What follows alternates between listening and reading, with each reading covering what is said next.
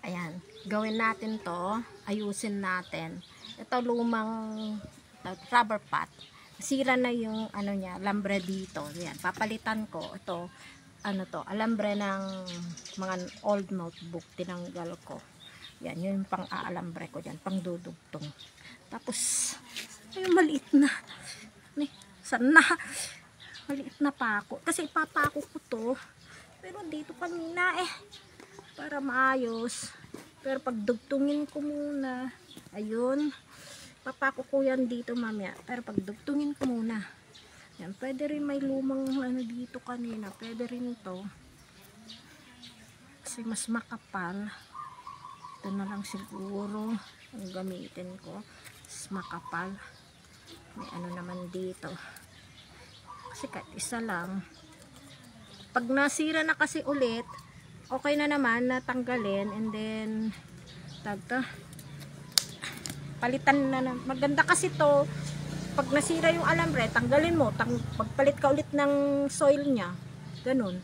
O, palitan mo na naman yung soil nya, para gumanda yung soil, para mapalitan yung mga nutrients.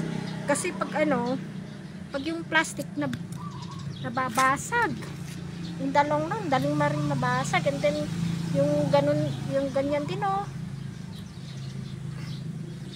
yung ang tawag to,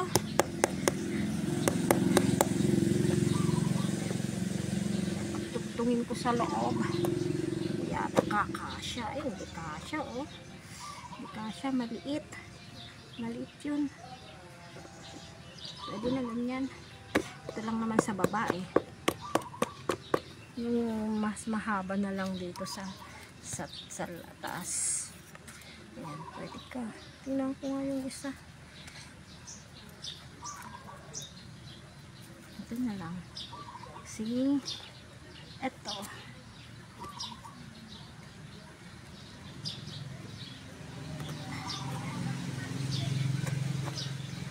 Tapos, pagdugtungin, ano itong mga to, rubber, yung mga rubber tire, ginawang pot. O, yung maganda to kasi lifetime nang gagamitin. Papalitan mo, ayusin mo to. Kung nasira yan, pwede mong lagyan ng iba, yung sa puwet nya. Ganyan, ganun ginagawa ko. Kumbaga, matagal mong gamitin. Nakakalakhan pa na nga ng halaman ko minsan. Ayan, pwede nang gamitin mamaya. Tatamnan ko nung foxtail ni mami. Hindi yan yung original na foxtail pero okay lang, ganda kaya. Maganda pa rin yan kahit the original.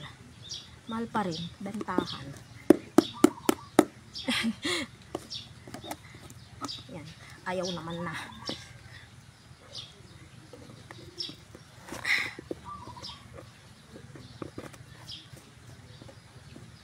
Ayaw na. Ayaw.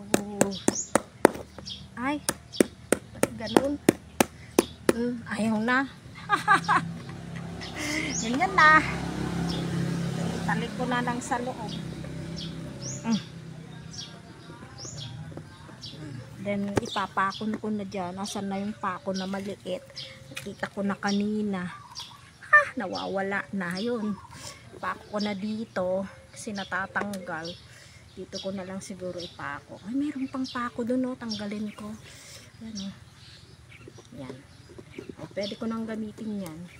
Ipako ko na lang. Yan, mayroon pa lang pako dyan. Tanggalin natin yung pako. Dan ipakon ko na to. Meron pang isa dyan,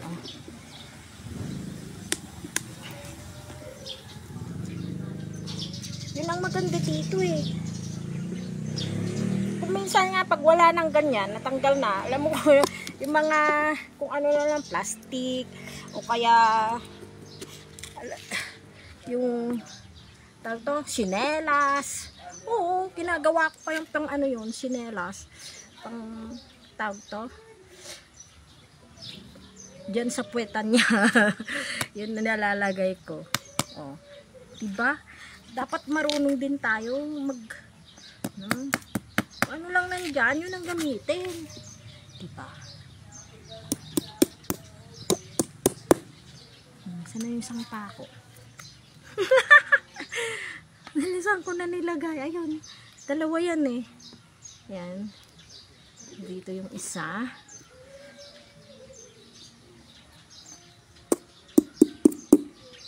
Ay, ako. Sisira naman na yata. Luma na kasi yung pako. Yan din. Kung may bago kayong pako, naku, nasira na. Okay na. Hindi ko nagagamitin yun. Nasa na yung isa. This one na lang. Kalumaan na. Sayang hindi ako kumuha sa bahay ng isa. Meron ako dun eh. Kung maliit na lang pwede. Please, ano. Pwede pa rin yan.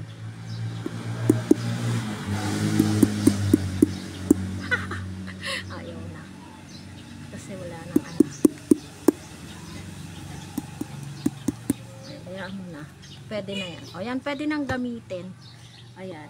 Sana yung ano, pwede nang gamitin. O, yan o, pwede nang gamitin, diba? Ganun lang yun. Ciao mga bakit.